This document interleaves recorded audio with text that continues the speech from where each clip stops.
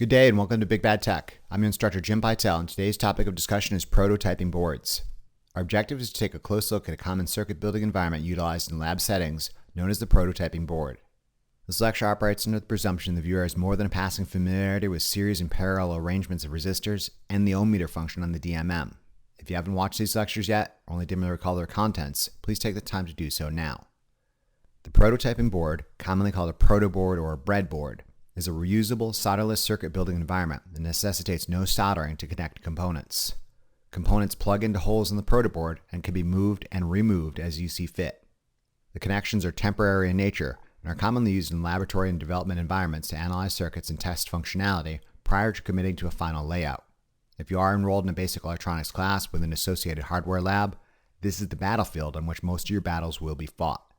It makes sense then to familiarize oneself with the terrain of this battlefield to take tactical advantage of it.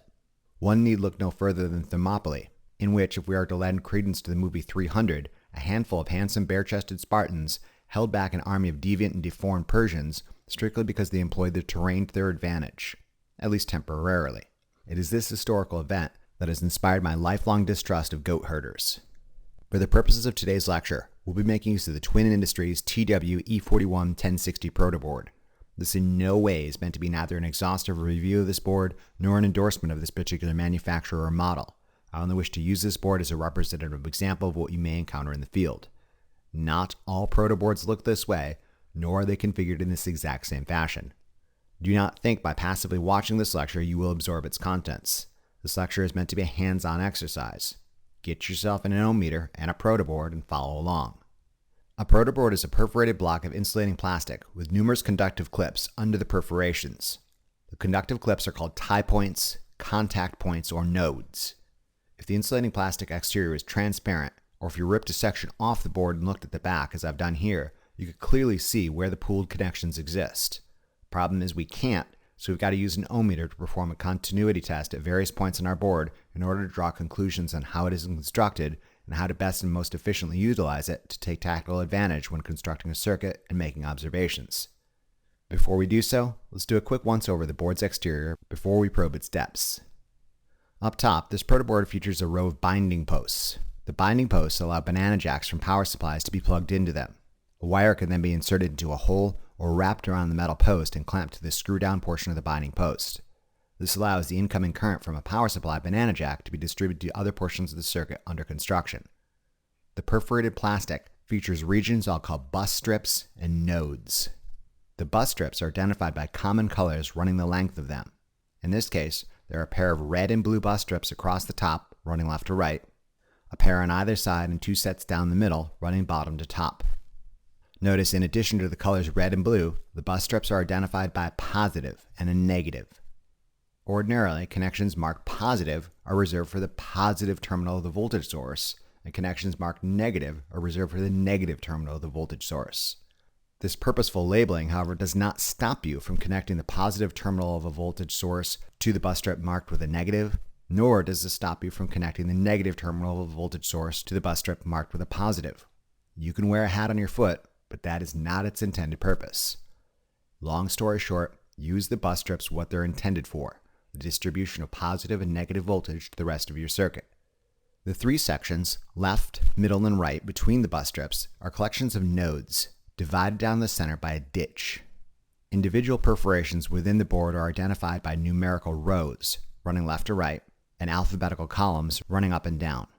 For example, in the leftmost section, the top leftmost perforation is 1A.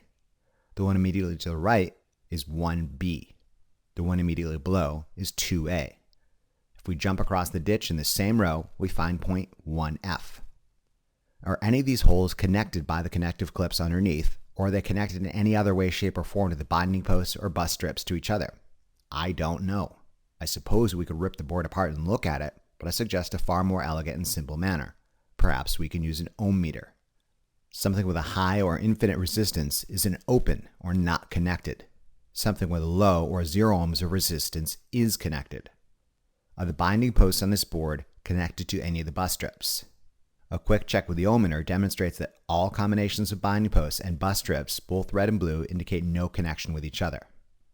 What about the holes inside a particular bus strip? Are they connected to each other? The ohmmeter for any combination of holes inside a particular bus strip say yes, they are connected. What about the red and blue bus strips? Are they connected to each other? All combinations of red and blue bus strips indicate no connection.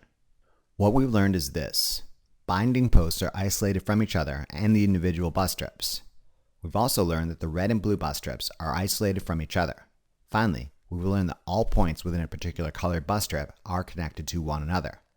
We can draw a map of 4 isolated binding posts with a pair of red and blue bus strips running left to right immediately below them, and 4 pairs of red and blue bus strips running top to bottom.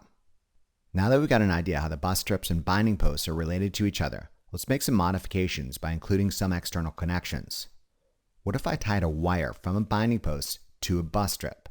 The ohmmeter now says yes, that particular binding post is now connected to all combinations of holes inside this particular bus strip.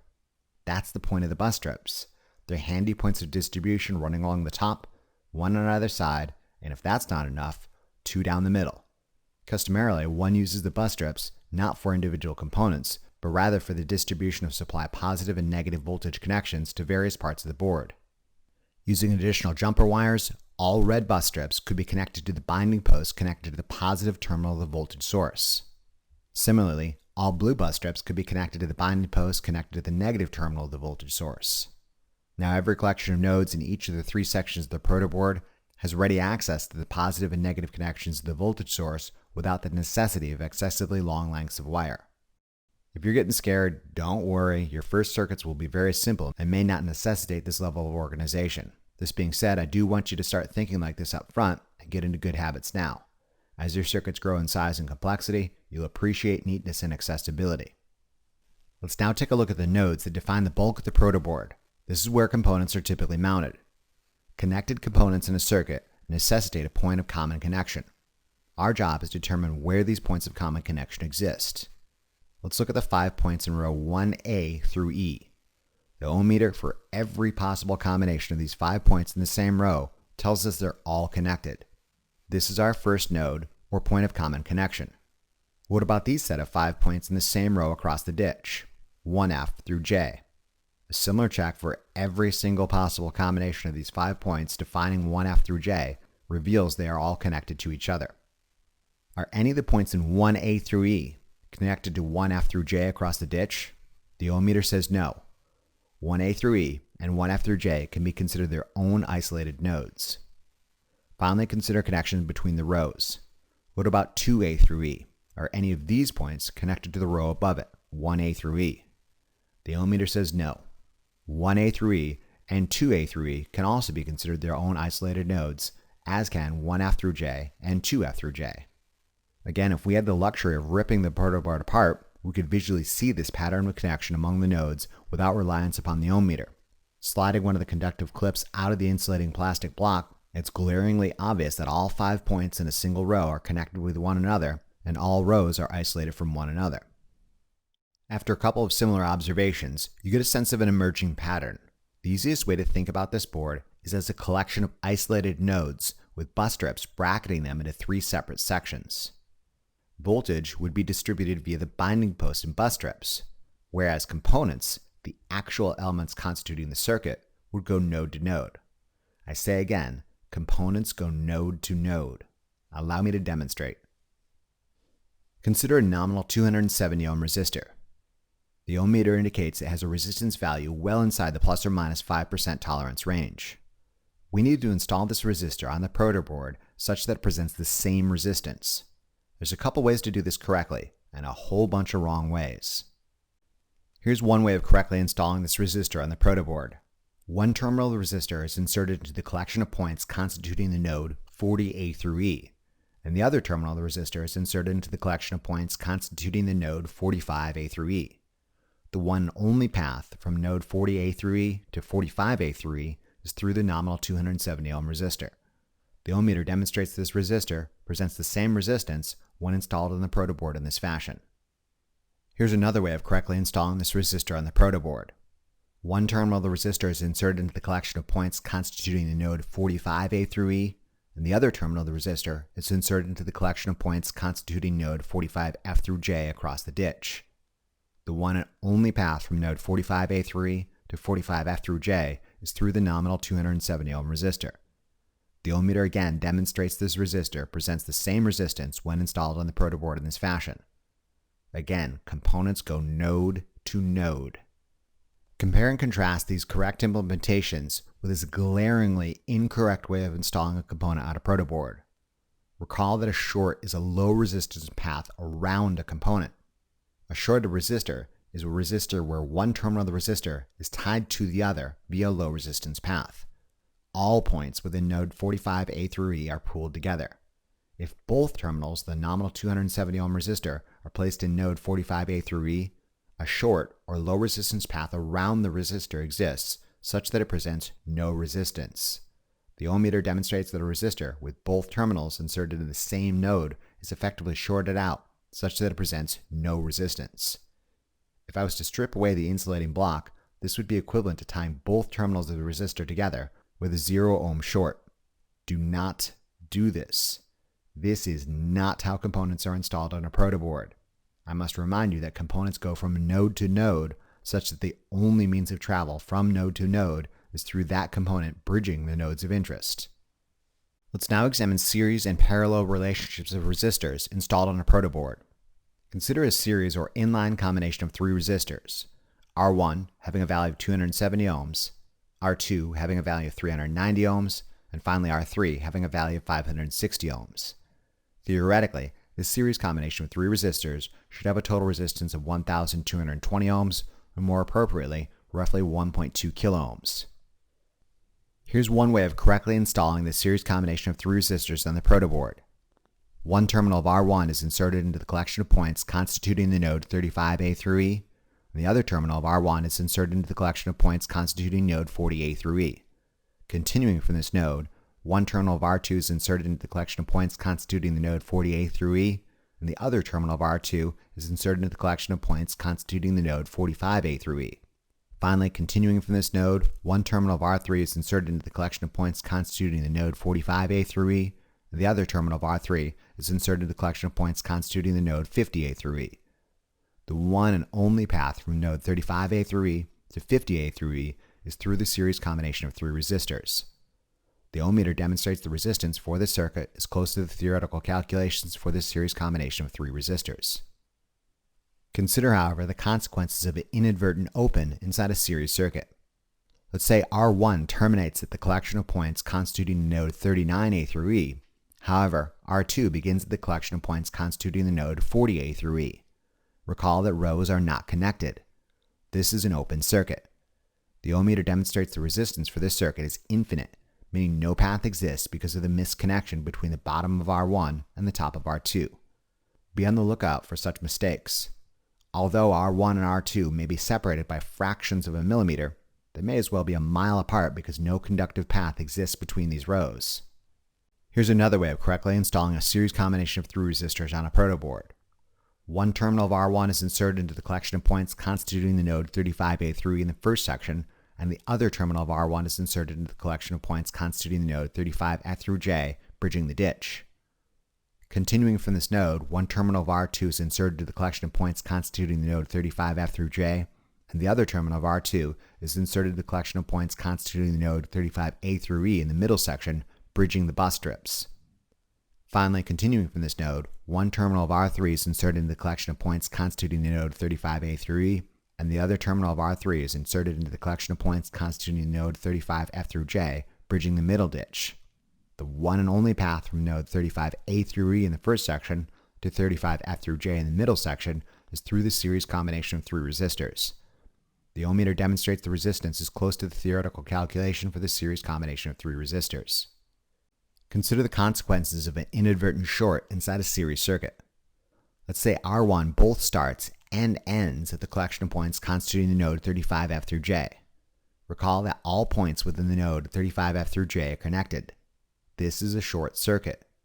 The ohmmeter demonstrates the resistance for this circuit is only roughly 950 ohms, implying that the shorted 270 ohm resistor has been effectively removed from consideration. Again, components go from node to node, and two terminals of the same component would never be inserted into the same node. If I was to strip away the insulating block, this would be equivalent to tying both terminals of R1 together with a 0 ohm short.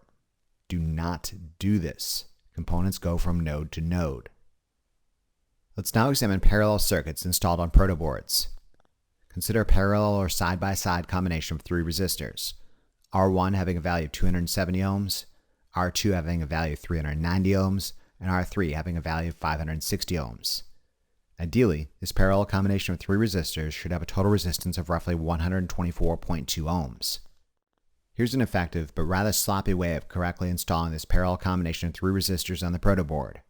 One terminal of R1 is inserted into the collection of points constituting the node 20A through E, and the other terminal of R1 is inserted into the collection of points constituting the node 25A through E. One terminal of R2 is also inserted into 20A through E, and the other terminal of R2 is also inserted into 25A through E. Finally, one terminal of R3 is also inserted into 20A through E, and the other terminal of R3 is also inserted into 25A through E. There exist three separate parallel paths from node 20A through E to 25A through E. The ohmmeter demonstrates the resistance is close to the theoretical calculation for this parallel combination of three resistors. The circuit is effective, but it's admittedly a little cramped. Perhaps we could spread this circuit out a bit. Here's an equally effective but much neater and more accessible way of correctly installing this parallel combination of three resistors on the protoboard. One terminal of R1 is inserted into the collection of points constituting the node 20A through E, and the other terminal of R1 is inserted into the collection of points constituting the node 25A through E. An accessory wire joins node 20A through E with node 20F through J across the ditch. An additional accessory wire joins node 25A through E with node 25F through J across the ditch. One terminal of R2 is inserted into the node 20F through J, and the other terminal of R2 is inserted into the node 25F through J. An accessory wire joins 20F through J with the node 20A through E in the middle section over the bus strips. An additional accessory wire joins node 25F through J with node 25A through E in the middle section over the bus strips. Finally, one terminal of R3 is inserted into the node 20A through E in the middle section, and the other terminal of R3 is inserted into the node 25A through E in the middle section. The ohmmeter demonstrates the resistance is close to the theoretical calculation for this parallel combination of three resistors. Notice how much neater and more accessible this circuit is than our previous cramped configuration. Consider the consequences of inadvertent opens inside parallel circuits. Let's say one of the accessory wires linking the top of R3 is vertically offset by one row. The accessory wire is landed at node 19A through E in the middle section. However, the top terminal of R3 is landed at node 20A through E. Recall that rows are not connected. This is an open circuit. The ohmmeter demonstrates the resistance of this parallel circuit, including an open R3, is roughly 159 ohms, meaning that only R1 and R2 are actually in the parallel circuit, and R3 has been effectively removed from consideration. Be on the lookout for such mistakes. Although the wire from R2 and the top of R3 may be separated by fractions of a millimeter, they may as well be a mile apart because no conductive path exists between rows. Here's another effective and organized way of correctly installing a parallel configuration of three resistors on a protoboard. One terminal of R1 is inserted into the collection of points constituting the node 30A through E, and the other terminal of R1 is inserted into the collection of points constituting the node 30F through J across the ditch. An accessory wire joins node 30A through E with node 35A through E below. An additional accessory wire joins node 30F through J with node 35F through J below. One terminal of R2 is inserted into node 35A through E, and the other terminal of R2 is inserted into node 35F through J across the ditch. An accessory wire joins node 35A through E with node 40A through E below. An additional accessory wire joins node 35F through J with node 40F through J below. Finally, one terminal of R3 is inserted into node 40A through E, and the other terminal of R3 is inserted into the node 40F through J across the ditch. The ohmmeter demonstrates the resistance is close to the theoretical calculation for this parallel combination of three resistors. Consider the consequences of inadvertent shorts inside parallel circuits. Let's say R3 both starts and ends at the collection of points constituting the node 40F through J. Recall that all points within node 40F through J are connected. This is a short circuit. The ohmmeter demonstrates the entire parallel combination has been effectively shorted out due to the inclusion of the shorted resistor R3. If I was to strip away the insulating block, this would be equivalent to tying both terminals of R3 together with a 0 ohm short. Again, components go from node to node, and two terminals of the same component are never inserted into the same node. Do not do this. Moving on. Let's now take a look at how potentiometers interface with protoboards. You recall a potentiometer is a 3-terminal variable resistor. When inserted into a protoboard, each of the 3 terminals must be inserted into its own independent node. Consider this 500 ohm potentiometer, arranged such that one terminal is inserted to node 33A through E, the adjustable B terminal is inserted to node 34A through E immediately below it, and the remaining terminal is inserted in node 35A through E immediately below it. An ohmmeter from node 33A through E to node 35A through E demonstrates the potentiometer presents a fixed resistance slightly higher than 500 ohms regardless of the position of the adjustable screw. An ohmmeter from node 34A through E to node 35A through E demonstrates the potentiometer presents a resistance of roughly 420 ohms. With the ohmmeter in the present configuration, the spin in the adjustment screw changes this resistance to roughly 300 ohms. If we reposition the ohmmeter to check resistance from node 34A through E to node 33A through E, it demonstrates the potentiometer presents the remaining 200 plus ohms of resistance. Again, components go from node to node. This is the only correct way to install a potentiometer on a protoboard such that all 3 terminals are isolated from one another. Compare and contrast this correct implementation with this startlingly incorrect implementation where all 3 terminals are inserted into 3 of the 5 holes defining the single node 35A through E. All 3 terminals of the potentiometer have been effectively shorted out by the conductive clip forming this single row. If I was to strip away the insulating block, this would be equivalent to tying all 3 terminals of the potentiometer together with a 0 ohm short. This cannot and will not work. Do not do this. Components go from node to node.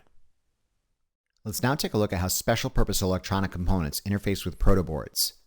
Over the course of your enrollment in progressively more advanced electronics courses, you may have the opportunity to work with semiconductor or logic devices in the form of dual inline packaged or DIP components. These chips have 2 rows, hence the name dual, in a line, hence the name inline, on either side of their body, like a little bug. These components are meant to straddle the ditch such that one side of the chip is affixed to the nodes A through E, and the other side is affixed to the nodes F through J. Each pin is effectively isolated from every other. This is the only correct way to install a DIP format component on a protoboard.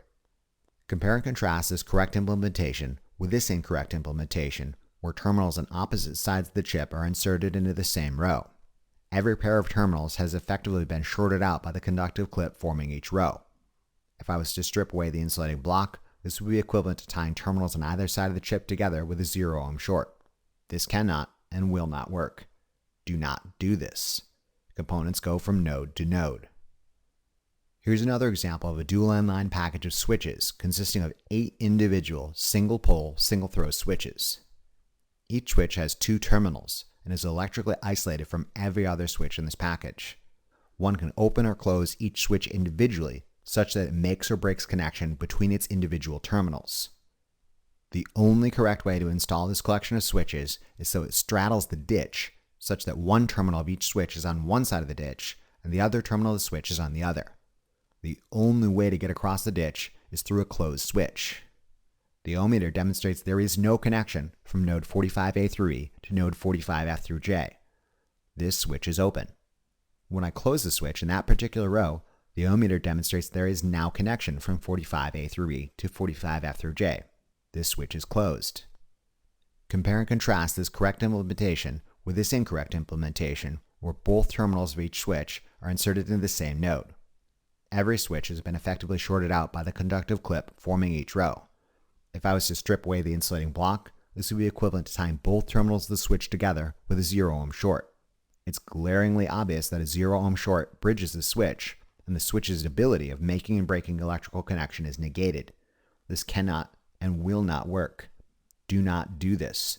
Components go from node to node. Alright, we're just about finished. Before we go, a final note about protoboards is this. Be a gentleman and don't just ram it in there. Some electrical components are exceedingly fragile and necessitate a little dexterity and aim prior to seating them in place, especially potentiometers and dual inline package components. It is super easy to bend or break a lead such that no connection exists. Outwardly, things may appear to be connected, but reality may be startlingly different. You note some of the troubleshooting scenarios I presented in this lecture result from the subtle misplacement of a component or wire on the order of one row. Pay attention to detail and make sure components intended to be connected actually are connected by by making sure you land them on the same node. If you miss a connection by even a millimeter, you may as well have missed it by a mile. Close inspection from several angles should reveal the fault. Pay attention to detail. Check your lab partner's work, and have your lab partner check your work. Finally, if you're given the option, it's a recommended practice to construct circuits on your board exactly like the way they look on the schematic you're given. If resistor R1 is to the left of resistor R2, by all means, put resistor R1 to the left of resistor R2 on the board. While not electrically necessary in all scenarios, having a one-to-one correspondence between the schematic representation and physical reality sure makes taking observations and troubleshooting much easier. Finally, I would like to dispel the common misconception among students that the board is ever at fault. Now, I am not ruling out the remote possibility of a bad board, but it is not the board. It has never been the board. It never will be the board. It is your circuit on the board. It is the manner in which you constructed your circuit or the manner in which you are attempting to make observations about your circuit. It is you, and you need to figure out how to use the board to construct your circuit properly. Figure it out. That's your job. I never said it was going to be easy. Pay attention to detail and use the skills you've developed. If you've been following these lectures in their intended sequence, you know how to use an ohmmeter and should understand the influence of shorts and opens. Put these skills to use and do not tell me your board is broken. Your lab partner? Yeah, they're broken. You touched them last. Either fix them or throw them away. Your choice. All right, that about wraps it up for this brief introduction to the Protoboard. In conclusion, this lecture took a close look at a circuit building environment commonly utilized in lab and research and development settings known as a prototyping board. We use the ohmmeter function of the DMM to determine how the board is constructed, build a couple demonstration circuits on a prototyping board, and discuss common misconceptions and pitfalls about prototyping boards and the steps you need to take to discover and avoid them. Remember to review these concepts as often as you need to really drive it home. Imagine how well lab will go if you know what you're doing. Thank you very much for your attention and interest, and we'll see you again during the next lecture of our series. Remember to tell your lazy lab partner about this resource, and be sure to check out the Big Bad Tech channel for additional resources and updates.